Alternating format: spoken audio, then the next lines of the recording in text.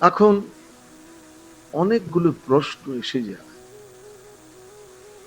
আমাদের যে হিন্দু ধর্ম, আমরা কি বহুদেববাদী? বহু দেবতার পূজাই কি আমাদের ধর্মের মূল নির্দেশ? নিশ্চয়ই তা নয়। আমাদের ঋষিরা সর্বপ্রথম জগৎকে জানিয়েছিল ঈশ্বর এক এবং অদ্বিতীয়। সেই এককে বহুভাবে আমরা অনুভবের চেষ্টা করেছি, সুযোগ পেয়েছি। একং সদ বিপ্রা বহুধা বদন্তি।